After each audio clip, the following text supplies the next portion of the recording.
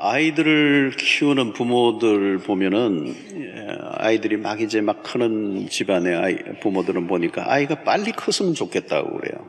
빨리 크면 좋겠다.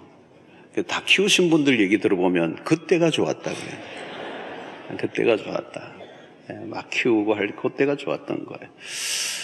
자, 하여튼 우리 아이들을 통해서 우리는 웃고 울고 애환이 거기 다 있죠. 애정도 있고 사랑도 있고 어떤 데는 미웃기도 하고. 자녀를 참 잘 키우고 싶은데 그게 사실 참 어려운 것 중에 어려운 것이 자녀 교육이다는 생각이 듭니다. 자녀들이 어떤 존재인가? 어떤 사람은 그 자기의 못다한 소원을 이루기 위한 하나의 도구로, 그래서 어떤 아버지는 그러죠. 이 애비의 한을 풀어다오. 너는 꼭 그 학과를 가서 그 직업을 가져서 이 애비가 못다한 한을 좀 풀어다오. 자식이 애물단지라고 하는 사람들도 있어요. 애물단지. 무자식이 상팔자다 이런 얘기도 하고요. 성경은 자녀에 대해서 뭐라고 얘기합니까? 시편 127편의 3절을 보면 보라, 자식들은 여호와의 기업이요. 여호와의 기업이라는 거죠. 태의 열매는 그의 상급이로다. 상급이다, 상급.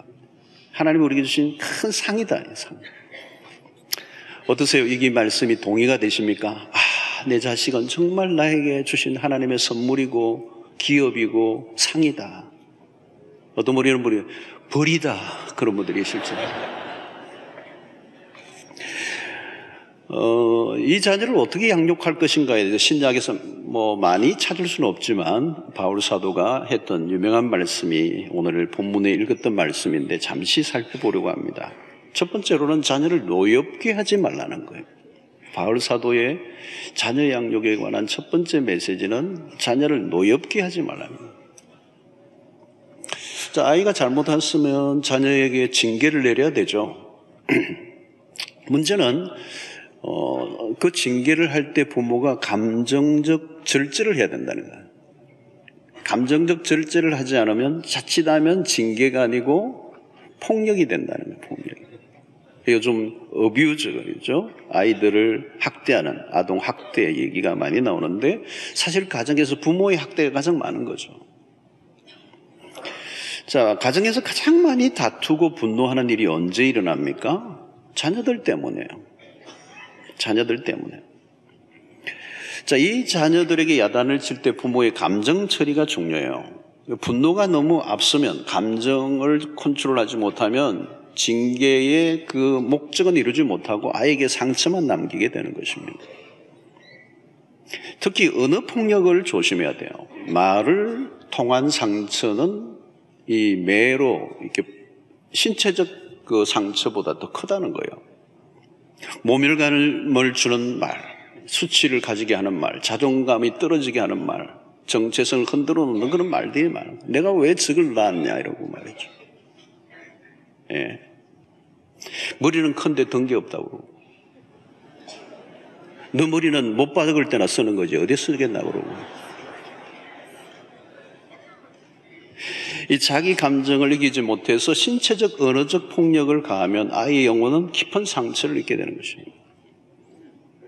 자, 부모들에게 그러므로 요구되는 것은 사실 뭔가 하면 인내의 싸움인 것 같아요. 자녀 교육의 어려움은 뭐냐? 하루아침에 안 되니까, 이게 금방 변화가 일어나지 않으니까 인내하는 게 힘들어요. 얼마나 기다려주느냐? 얼마나 기다려줄 것인가?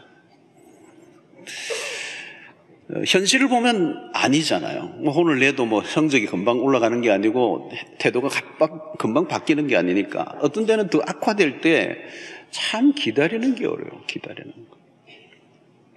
무엇보다도 부모의 기대치가 높을 때 분노가 일어납니다. 기대치가 높아요. 다 보면 부모들은 기대치가 높아요. 자, 이런 기다려주는 부모가 있을 때 자녀들은 돌아오게 되어 있습니다. 누가 기다려줄 수 있을까요? 그것은 하나님에 대한 신뢰를 하는 사람들입니다. 자녀와의 문제로 끝나는 것이 아니라 이 자녀를 맡기신 하나님에 대한 신뢰를 통하여 하나님이 이 아이를 어떻게 인도하실 것인가에 대한 기대를 가져야 됩니다. 하나님과 나와의 관계가 흔들리면 불안해지는 거죠. 현실이 불안해지는 것입니다. 보통은 자녀의 현재의 모습에 절망을 합니다. 그래서 멀리 보지 못하면 그 가정은 금방 전쟁터가 되고 말죠. 부모들의 분노와 자녀들의 분노가 만나면 전쟁터죠. 여러분, 부모만 화가 나는 게 아니고 요즘 아이들을 보면 아이들 안에 분노가 꽉 차 있어요. 건드리면 터질 정도까지 꽉 차 있는 아이들이에요. 사실은 굉장한 스트레스가 많아요. 어떻게 보면 하나님은 자녀보다 부모를 먼저 훈련시키고자 하십니다. 사춘기 자녀를 둔 자녀를 통하여 사춘기를 맞은 부모를 훈련시킵니다. 하나님은 자녀의 성장만이 아니고 부모의 성장을 원하십니다. 특히 사춘기 자녀를 둔 부모에게 과제는 그 자녀를 통한 나의 성장을 하나님이 원하신다는 거예요. 부모가 성숙하지 않으면 집안은 사실 고통의 세월을 보내야 되는 거예요. 자녀의 문제가 아니라 그 자녀가 생물학적으로 자라가는 시기에 부모가 정신적, 영적인 성장을 경험하는 시기여야 한다는 거예요. 그때 믿음의 테스트를 거치는 경험, 부모로서 하나님을 얼마나 신뢰하고 자녀의 문제를 자녀로만 보지 않고 하나님께 위탁하고 하나님이 바라보시는 관점에서 자녀를 바라보는 이 시각을 키워야 된다는 것. 자녀는 부모의 소유물이 아닙니다. 일시적으로 하나님께 위임받아 하나님의 뜻대로 돌보아야 될 책임을 우리가 맡고 있는 거죠. 우리가 모든 걸 다 하려고 해서는 안 됩니다. 부모의 감정을 자녀에게 모든 있는 대로 다 풀어버리면 안 된다는 거죠. 그래서 바울이 고린도전서 13장의 사랑은 언제나 오래 참고, 이게 자녀 교육에 매우 해당되는 요소예요. 오래 참고. 그리고 마지막에 말하면 모든 것을 바라며 모든 것을 견디느니라. 견뎌야 됩니다. 그런 관점에서 부모의 성품이 매우 중요합니다. 다른 어떤 것보다도 좋은 성품을 가진 부모 아래 자라난 아이가 참 복이 있는 거예요. 우리 자녀에게 뭘 물려줄 것인가? 좋은 성품. 말도 안 되고 변화무쌍하고 불안정하지만 부모는 의젓한 모습으로 의연하게 대처하는. 여러분, 누가복음 15장을 보면 당자가 별짓을 다 하고 막 자기 마음대로 돌다가 나중에 집으로 돌아갈 생각을 하는 거죠. 이 생각을 했던 이유가 뭘까요? 내 아버지 집에서 아버지는 나를 기다려주고 있을 거라는 거죠. 여러분, 하나님 안에서 우리는 현재의 모습을 보지 말고 하나님의 손으로 빚어질 미래의 모습을 믿음의 눈으로 바라볼 필요가 있어요. 하나님 안에서 자녀를 바라볼 때 감정적으로 대하지 않고 그 아이를 인격적으로 대할 수 있다. 여러분, 아이들은요, 아무리 어려도 인격적으로 대해야 됩니다. 어떤 부모는 보니까 아이가 어려도 존댓말을 쓰는 집안이 있더라고요. 굉장히 좋은 것 같아요. 인격을 존중하는, 아이들은 어른의 인격의 반쪽이 아니고 온전한 인격이라는 거죠. 그래서 존중히 여겨주는, 그 아이를 귀중하게 여기는 것이 매우 중요하다는 것입니다. 자, 특별히 이 노엽게 하지 말라는 이 말을 또 우리가 생각할 것은 오해해서는 안 돼요. 징계하지 말라는 뜻이 아닙니다. 성경은 징계를 강조하고 체벌을 허용하고 있습니다. 요즘 체벌을 안 하는데 성경은 체벌을 허용해요. 잠언 23장 13절을 보면 아이를 훈계하지 아니하려고 하지 마라. 채찍으로 그를 때릴지라도 그가 죽지 아니하리라. 죽을 만큼 많이 때리라는 얘기 같기도 하고. 자, 그 다음 한 구절 더 봅시다. 여러 구절이 있는데요. 잠언 29장 15절 보니까 채찍과 꾸지람이 지혜를 주거늘. 중요한 얘기예요, 여러분. 임의로 행하게 버려둔 자식은 의미를 욕되게 한다는 거예요. 그냥 내버려둔 건 의미를 나중에 욕되게 한다는 거예요. 욕되게 한다. 폭력을 행사하라는 말이 아니에요. 적절한 징계를 하라는 겁니다. 요즘 여러분 가장 큰 문제가 뭡니까? 다 하나 내지 둘만 키우니까 과잉보예요. 과잉보예요. 자식을 사랑하는 것에는 나무랄 것이 없습니다. 그러나 사랑의 지혜가 필요하다는 거죠. 징계가 없는 사랑은 무분별한 사랑이라는 거예요. 사랑이 아니에요. 그건 방임이죠. 지혜가 없는 사랑은 아이를 망칠 수가 있다는 것입니다. 사랑한다면 징계를 해야 된다. 징계를 해야 된다. 징계 역시 사랑의 방법입니다. 자, 오늘 우리는 권위가 사라져버린 시대를 살고 있습니다. 아버지는, 옛날에는 아버지라는 권위가 딱 살아있어서 아주 징계를 하고 기준을 세우고 분명하게 그 앞에 복종을 하는 이런 문화였는데, 요즘은 그게 없어버려요. 권위 자체를 인정하지 않잖아요. 어른이 없어져 버렸잖아요. 어른이 없어져 버렸어요. 가정에서도 어른이 누가 어른이에요? 고3이 어른이에요. 그분이 임하시면 저보다 다 그냥 조용해야 돼요. 아빠도 그냥 함부로 스리박 소리 내고 다니다가 큰일 나는 거예요. 함부로 TV 켤 수 있나요, 여러분? 그 아이가 왕이에요, 아이가 왕. 이게 잘못된 문화예요, 사실은. 여러분, 구약의 히스기야 왕의 얘기가 나오는데, 생명의 연장을 15년 하나님께 기도하고 받았어. 그때 15년이라고 하는 하나님의 자비로 낳은 이 자식, 그 아들이 여러분 누구입니까? 악명 높은 이스라엘의 악명 높은 므낫세 왕이에요. 상상할 수가 있습니다. 늦게 낳은 이 아들 얼마나 애지중지했겠어요. 그러니까 막 큰 거예요. 징계가 없이, 기준도 없이. 여러분, 지혜롭고 분별력 있는 사랑을 위해서라면 적절한 징계를 해야 된다는 거예요. 어쩌면 오늘 이게 우리가 가져와야 될 것이에요. 징계의 목적은 뭡니까? 그냥 징계 자체가 아니죠. 옳은 대로 이끌고 하나님께로 이끌고 믿음의 백성으로 자라갈 수 있도록 이끌어주기 위해서 적절한 지혜로운 징계는 사랑이다. 그게 성경적인 관점입니다. 자, 세 번째, 우리가 이 자녀를 노엽게 하지 말라는 이 말씀 안에는 뭐가 포함되어 있느냐면, 그 아이의 현재의 상태를 오리지널한 것을 인정해 주는 것입니다. 여러분, 아이들이 언제 분노하는가 하면요, 비교할 때예요. 비교할 때. 비교를 아주 싫어해요, 여러분. 여러분, 한국의 이 문화는 뭡니까? 한국의 문화는 비교 문화죠. 비교 문화. 엄청나죠, 비교 문화가. 부모들의 지나친 기대감, 부모의 허영, 부모 자신의 자랑, 부모들끼리의 경쟁이잖아요. 이 나이가 들면 자식이 자신의 포지션이 아니고 자식 가지고 경쟁하잖아요, 전부 다. 그리고 막 자식 탁 자랑하면 한 사람이 깨갱하는 거. 아이들을 통한 대리만족을 얻고자 하는 부모들이 많아요. 여러분, 유대인들의 교육 방법이 탁월하게 알려져 있는데, 유대인의 교육 방법은 남에게 이기기 위해서 노력하라고 얘기하지 않고, 너는 남들과 다르다는 거예요. 다르다.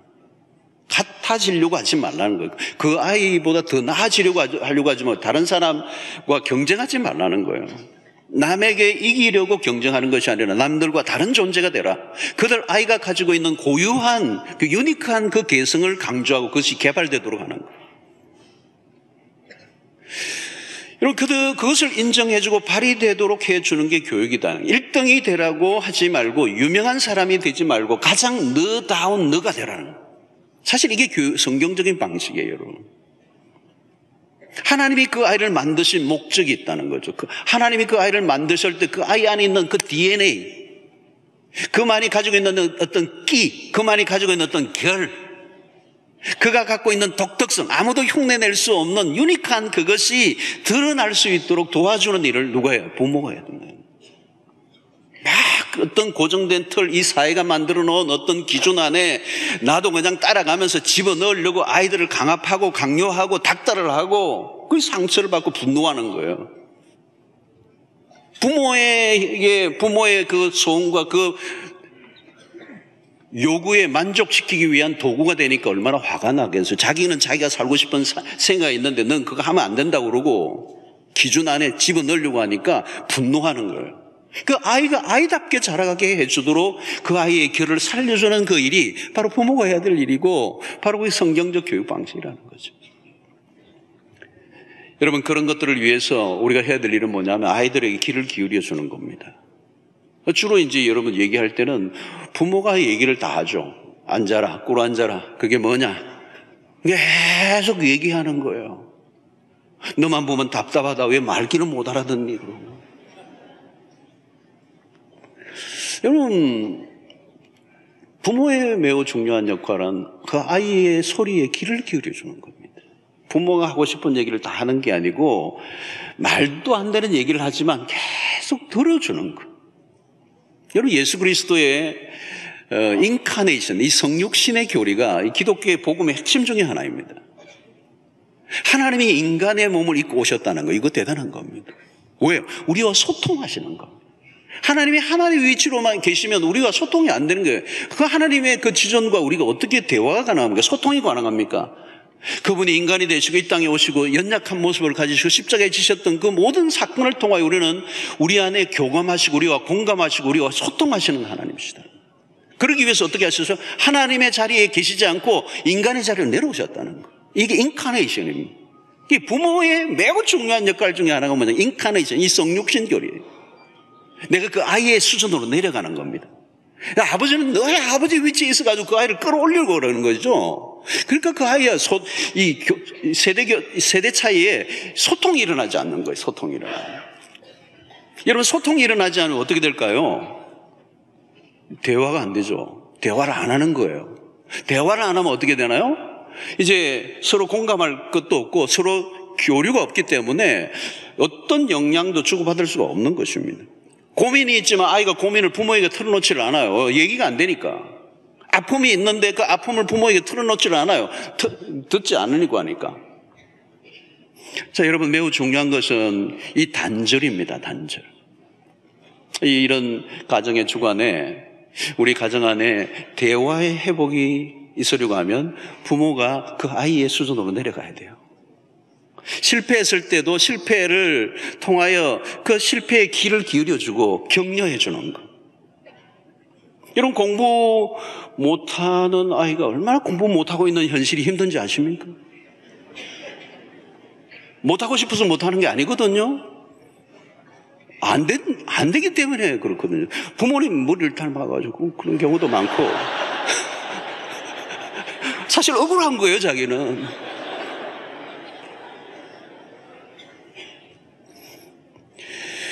여러분, 실패했을 때도 응원해 주는 거예요. 응원해 주는 거.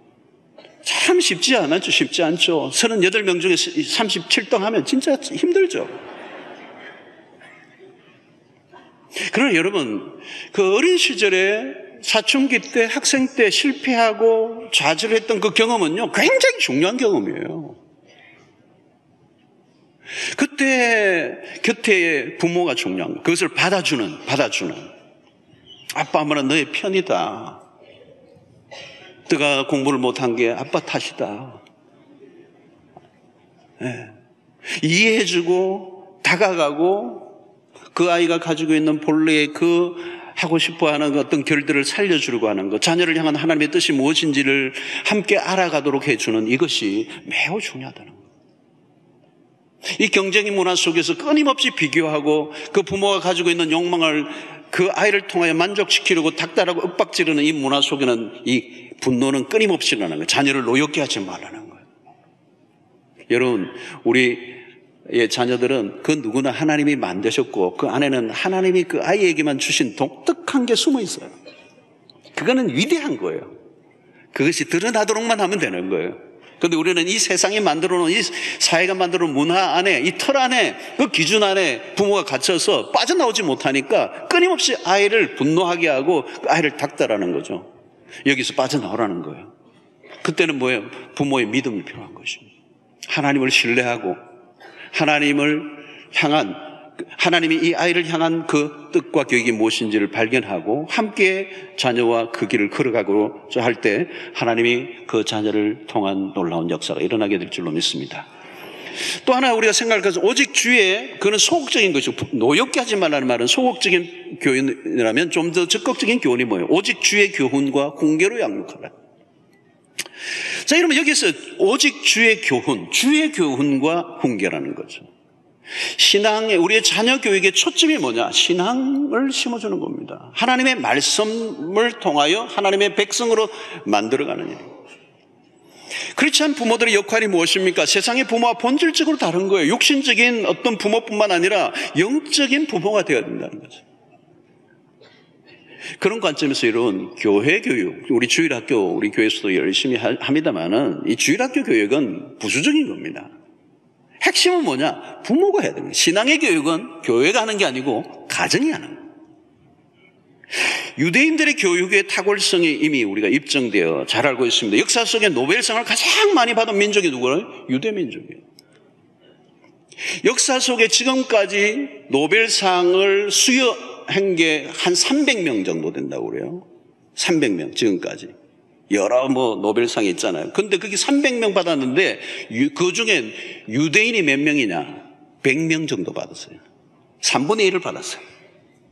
남의 나라 얘기니까 별로 감동은 없지만 여러분, 이게 놀라운 거잖아요, 여러분. 유대인이 몇 명이냐? 지금 디아스포라, 미국에까지 포함된 흩어져 있는 유대인을 다 모아봐야 1,500만 밖에 안 돼요. 근데 노벨상 3분의 1을 받았단 말이에요. 이게 뭐가 있는 거예요. 그들은 세계적으로도 범죄율이 낮고 우수한 인재들이 많아요.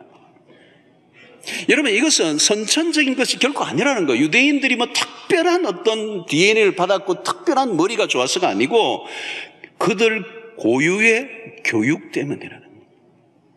그 우리가 이미 다 알려져 있는 거예요. 그 중심에는 뭐가 있느냐? 그 중심에 뭐가 있느냐? 신앙교육이다. 신앙교육의 핵심이 뭐냐? 가정에서의 신앙교육이라는 거예요. 이게 유대민족을 바꿔놓는 것이에요. 그들은 어디를 가나 여러분 공동체를 이룹니다. 제가 있던 호주에서도 멜버른이라는 도시에 그들은 유대인들을 모이면 딱 먼저 뭘부터 짓느냐? 회당을 짓습니다. 회당. 시나고그죠. 회당을 딱 짓고 회당 주변으로 다 사람들이 이사를 와요. 딴 데 살지를 않아요. 딴 동네 어디 경치적으로 다 따로 사는 게 아니라 회당 중심으로 다 하는 거예요. 집을 사면 그 주변에 회당을 중심으로 다 집을 사고 안식일이 되면 3대가 다 할아버지, 아버지, 아들이 다 까만 키파라고 하는 까만 모자를 쓰고 3대가 차 같은 거 안 타잖아요. 여러분 안식일에 차도 안 타요. 전부 다 걸어서 가까우니까 걷기 위해서, 차를 안 타기 위해서, 안식일을 지키기 위해서. 그리고 할아버지, 아버지, 아들이 신앙의 교류를 하는 거예요. 같이 예배를 드리는 거예요. 사실 이렇게 따로 예배 드리는 것보다 함께 예배 드리는 게 더 좋아요, 사실. 그래서 아버지가 예배하는 것, 할아버지가 예배하는 것을 보게 하는 것입니다. 신앙의 공동체입니다.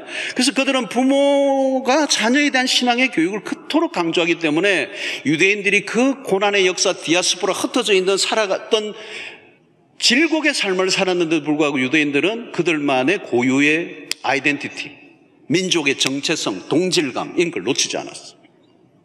놀라운 것이죠. 이것이 유대민족의 독특성이라는 교육 방식이 있는데 그 교육 방식은 가정 안에서 그리고 그 가정 안에서의 신앙교육이에요. 이게 유대민족을 위대하게 만들어요. 자, 여러분 이것을 사실 구약의 신명기 6장 4절이 쉐마라고 그러죠. 쉐마. 이 유대 교육의 핵심을 강조하는 얘기잖아요. 쉐마. 이스라엘아 들으라. 6장 4절부터 9절까지의 말씀 보십시오. 이게 유대인들의 구약의 신앙교육의 방식을 핵심적으로 강조한 내용입니다. 이스라엘에 들으라. 우리 하나님 여호와는 오직 유일한 여호와이시니 너는 마음을 다하고 뜻을 다하고 힘을 다하여 내 하나님 여호와를 사랑하라. 오늘 내가 내게 명하는 이 말씀을 너는 마음에 새기고 내 자녀에게 부지런히 가르치며. 어떻게 가르쳐요? 집에 앉았을 때든지 길을 갈 때든지 누워 있을 때든지 일어날 때든지 이 말씀을 강론할 것이며. 자, 여러분 앉았을 때, 길을 걸 때, 누워 있을 때, 일어날 때 이 외에 또 뭐가 있습니까? 전부 다예요, 여러분. 일상 모든 영역에서 이 말씀을 강론할. 너는 또 그것을 내 손목에 메어 기호를 삼으며 내 미간에 붙여 표로 삼고 내 문술주와 바깥문에 기록하라. 모든 곳에 도배를 다해나는 성경을 가지고. 이게 유대민족의 교육 방식입니다. 성경을, 하나님의 말씀을 도배를 해요. 도배를. 손목에도 메고 미간에도 붙이고 문설주도 붙이고 집 바깥문에도 기록하고 피할 길이 없게 하는 거예요. 피할 길. 심지어는 유대인들은 어린아이들에게 사탕을 먹을 때도 사탕에도 다 문자가 새겨져 있어요. 히브리 문자가 한번 새겨져 있어요. 사탕을 빨아먹으면서도 성경 구절이 들어가 있어요. 여러분, 오늘날 학교 교육에 우리의 모든 책임을 다 넘겨버렸습니다. 우리는 학교에 넘겨버렸어요. 학교가 무슨 교육을 합니까, 여러분? 지식 교육을 하죠. 학교 안에 뭐가 있으면 동성애를 가르치는 옹호하는 교사들도 있고 진화론자들도 있고 이 세속의 문화, 인본주의 문화, 하나님을 거부하는 문화로 가득 차 있는 그 속에 우리가 맡겨버리고 입시의 모든 경쟁이 우리를 다 몰아놨어요. 신앙교육에 들어갈 자리가 없어. 집에서도 마찬가지. 신앙교육과 입시교육 붙으면 신앙교육 뒷전입니다. 여러분, 분명한 것은 세상으로부터 배운 지식으로만 가지고 우리의 자녀의 미래를 낙관할 수 있을 것인가? 이 질문을 던져봐야 돼요. 과연 우리 자녀들을 너무 사랑하는데 우리의 자녀들이 정말 이 세상의 지식만으로 아이의 미래를 그 지식이 책임질 수 있을까? 여러분, 신앙으로 키우지 않는다는 이 일은 굉장히 나중에 큰 후회로 다가와요. 저는 목회하잖아요. 많은 성도를 만납니다. 후회가 뭐예요? 그때 아이에게 신앙의 교육을 놓쳐버렸던 대가를 고통을 겪는 거예요. 그때. 후회를 하는 거예요. 그때를 놓쳤다는 거예요. 여러분, 신앙교육 실패하면 성공이라 말할 수 있을까요? 어릴 때부터 말씀을 가르쳐야 돼요. 요즘 414이라고 하는 전략을 세우는 분들이 있습니다. 요즘은 1040 윈도라고 하는 그 선교 그 전략, 지역적 어떤 선교적 개념에서 이제는 연령으로 돌아가는 연령. 중요한 것은 4세부터 14세까지 부모의 영향 아래 있고 아직도 감수성이 예민하며 외부로부터 영향을 받기 이전에, 그리고 자아가 그 죄성에 가득한 자아의 그 주장이 강력하게 일어나기 이전, 사춘기 이전에 하나님의 복음을 심으라는 거예요. 그때를 놓치면 안 된다는 거예요. 그때 놓치면 nobody know, 알 수 없어요. 언제 어떻게 무슨 일이 날지 알 수 없어요. 여러분, 일찍부터 성경 암송을 하게 하고 가르치고 젖어들게 하는 거예요. 제가 우리 유치부 같은 경우에도 아이들이 아직도 학교도 안 간 애들인데 어떻게 성경 암송을 하는데요, 부모들이 노력을 많이 한 것 같아요. 너무 잘해요. 너무 잘해. 그냥 노래를 부르면서 몸을 흔들면서 성경 암송을 하는 걸 그 동영상으로 저에게 보여줘서 봤는데 놀라워요. 이 혀도 잘 안 돌아가는데 막 암송을 하더라고요. 요즘은 중고등부 아이들이 랩으로도 성경을 많이 해요. 랩으로도. 천지를 지으신 여호와께서 하나님 막 하는데 너무 잘해요. 여러분, 이 영적인 분위기 안에 우리 교회 철야나 또 우리 특세 때 우리 꼬마 아이들이 와서 여기서 말도 못 알아듣지만 막 앉아서 있는데 이 문화, 그리고 스쳐 지나가던 하나님의 말씀들이 그의 영혼을 심겨지고 있는 것, 그건 무서운 것입니다. 여러분, 입시교육 중심의 교육에 가지는 약점이 뭡니까? 자기 출세, 자기 성공, 거기에 초점이 맞춰져 있잖아요. 사실 이기적인 거예요. 사실은 신앙에 빠진 학문은 어디로 가는 것입니까? 경쟁을 통하여 성취하고자 하는 것은 자기 성공이잖아요. 거기에 공동체성이 있을까요? 거기에 하나님의 나라가 있을까요?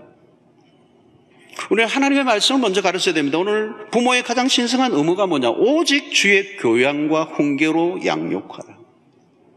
자녀는 부모로부터의 가장 많은 영향을 받습니다. 자녀들이 부모로부터 성경을 배운다면 최상이죠. 주일 성수를 가르치고 큐티를 가르쳐주고 기도하는 법을 가르치고 인생이 힘들고 어려울 때 무릎 꿇는 방법을 가르쳐주고, 부모로부터 예수 그리스도가 누구이신지를 전해 듣고 복음을 이해하고 그 복음을 받아들이는 것보다 더 놀라운 축복이 어디 있겠습니까? 여러분, 교사들이나 다른 사람을 통하여 복음을 듣는 것도 중요하지만 우리 아이가 먼 훗날 내가 내 아버지, 내 엄마로부터 예수 그리스도가 누구신지 알게 되고 복음을 받았고 내가 예수를 믿게 되었다, 이 고백이 나온다. 그것처럼 축복이 어디 있겠습니까? 여러분, 아이들은요, 안 듣는 것 같아도 다 듣고 있습니다. 계속 말해줘야 돼요. 계속 말해줘요. 이런 부모는 신앙인으로서의 정체성과 기준을 알려줘야 됩니다. 부모가 강조하는 것이 무엇인가? 부모가 희미하면 자녀는 더 희미해집니다. 자녀가 학교를 하루 안 가면 난리가 나는데 교회는 몇 주 빠져도 그냥 담담하게 지난다면 진정한 신앙인이라고 볼 수 있을까요? 이것은 자녀의 문제가 아니라 부모의 신앙의 문제로 귀결되는 것입니다. 부모의 역할 중 중요한 것은 말보다 삶으로 가르치는 이죠. 말한 것이 아니라 보여준 대로 우리 자녀들이 따라옵니다. 부모의 역할은 보여주는 거예요. 부모가 먼저 하나님을 잘 믿는 것. 아이들은 부모가 하나님을 진짜 믿는지 안 믿는지 믿는 척 하는지 잘 알아요, 여러분. 보지 않는 것 같지만 다 보고 있는 거예요. 자녀들은 부모를 보고 모델링 하고 있습니다. 우리 엄마는 약간 사쿠라다, 나이롱이다. 아니면 진짜 믿는다. 이거 다 알아요, 여러분. 모르겠습니까, 여러분? 여러분, 가장 치명적인 게 뭔가 하면요. 자녀에게 부모가 가장 치명적인 것이 뭐냐면 위선입니다, 위선. 위선이다라고 생각이 되면 이제 아무것도 할 게 없습니다. 자녀에게 부모가 할 수 있는 일이 아무것도 없어요. 우리 부모님은, 우리 아버지는 뭐 교회에서 뭐 직분이 뭐 있는 것 같은데 집에 오면 아니다. 다 알아요. 진짜인지 아닌지. 하는 척 하는지. 우리 엄마 아빠는 위선자야. 이 말을 듣는 순간 끝난 겁니다. 게임 끝난 거예요. 아무것도 못해요, 여러분. 진실된 모습 보여요. 내가 진짜 예수를 믿는가? 그러니까 자녀 교육의 문제는 뭘로 귀결되느냐면 부모의 신앙으로 귀결되는 겁니다. 내가 진짜 하나님 믿으면 자녀는 돌아옵니다. 자녀는 믿게 돼 있습니다. 부모가 위선으로 신앙생활을 하면 갈 길이 뭡니다. 그들은 하나님께서 돌아올 기약이 없습니다. 정직하게 반응해야 돼요. 부모의 부도덕한 삶, 부모의 매일 부부의 싸움, 폭력, 알코올 중독, 거짓말, 이건 자녀의 삶에 그대로 삶을 파괴하는 거죠. 어린이날 어디 뭐 유연지 갔는데 입장료 7세 미만은 무료다 그러니까 9살 보고 너 7살이나 해라 그러고 막 들어간단 말이에요. 그럼 아이는 들어가면서도 우리 엄마 돈은 있는데 거짓말쟁이네.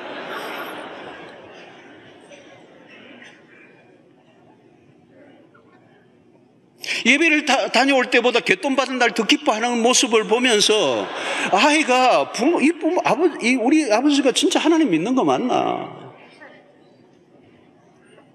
여러분, 치명적인 위선이에요, 위선. 오늘 우리가 다음 세대를 걱정합니다. 다음 세대 걱정할 거 없습니다. 사실은 우리예요, 우리. 1세대. 가정 안에서 우리는 숨길 수가 없잖아요, 여러분. 못 숨겨요. 애들에게는 그 의로움이 있어요, 여러분. 그 깨끗한 양심이 있다고. 어른들보다는 더럽혀지지 않은 깨끗한 양심이 있어요. 그 양심의 소리를 갖고 있고, 뭔가 그 도덕적인 삶에 대한 그 부모, 어른들보다 감수성이 예민해요. 그러니까 조그마한 위선도 아이들은 금방 알아내요. 말과 행동의 불일치는 치명적이라는 것이죠. 아이가 자녀의 신앙의 개성이 아니라 그 아이가 예수를 믿지 못하도록 몫을 박아버리는 게 뭐예요? 부모의 위선이라는 거죠. 우리 부모 보니까 난 예수 안 믿는다. 여러분, 오늘 우리가 교회 다니는 게 중요한 거 아니고요. 우리 자녀들이 우리의 모습이 어떻게 비춰지는가를 살펴봐야 돼요. 믿음의 대를 끊어버린다. 부모의 위선은 믿음의 대를 끊는 거예요. 자, 여러분, 우리가 부모로서 해야 될 매우 중요한 것은 뭐냐? 왜 이렇게 주의 교양과 훈계로 양육을 해야 되느냐? 이 목적은 궁극적으로 뭐냐면 영혼 구원이에요, 영혼 구원. 자녀의 영혼 구원. 잠언 23장 14절을 보십시오. 내가 그를 채찍으로 때리면 그의 영혼을 수월에서 구원하리라. 어쩌면 채찍을 때려서라도 놓치지 말아야 될 것은 그 아이의 영혼을 구원하는 거예요. 징계 자체가 목적이 아니에요. 영혼 구원입니다. 아무리 세상적으로 성공을 해도 영혼이 구원을 받지 못한다면 그걸 어떻게 성공이라고 얘기할 수가 있겠습니까? 여러분, 자녀들에게 무슨 유산을 물려주고 싶어 하십니까? 어떤 유산이 최고의 유산일 것 같습니까? 딴 거 없습니다, 여러분. 신앙의 유산이에요. 그가 나를 통하여 예수 그리스도를 만나고 하나님의 백성이 되었다면, 참된 신앙을 가졌다면요, 아무것도 안 줘도 돼요. 왜? 하나님이 그 아버지가 되시니까. 하나님이 그의 기업이 되시니까. 하나님이 그의 인생을 책임져 주실 거니까. 여러분, 부모가 자녀에 대해서 가지는 아무리 능력이 있는 부모라도 부모는 한계를 느껴요. 언제까지 책임을 질 수가 있겠어요, 여러분? 그리고 어떤 책임을 질 수가 있겠어요? 책임질 수 없는 것들이 더 많아. 인생의 가장 중요한 부분은 부모가 책임을 못 져요. 책임을 하나님만이 지실 수가 있어요. 그러니까 부모가 할 수 있는 일은 뭐냐? 하나님에게 위탁하는 기도가 필요해요. 하나님께 의탁을 하는 거예요. 내 힘으로 안 되는 거기 때문에. 오늘 여러분, 우리 시대는 너무도 어려운 시대입니다. 자녀들이 자라가기에는 굉장히 험악한 시대예요. 갈수록 우리의 미래는 문화적으로도 악하고 유해한 환경이 많고 탈종교화 시대를 가고 있고 반하나님적 문화가 가득 차 있는 이 세상의 한가운데서 우리의 자녀들의 미래는 불투명해요. 그러면 우리가 할 일은 딱 하나밖에 없습니다. 하나님이 책임져 주셔야 돼요. 그러면 우리가 해야 될 건 뭐예요? 기도밖에 없습니다.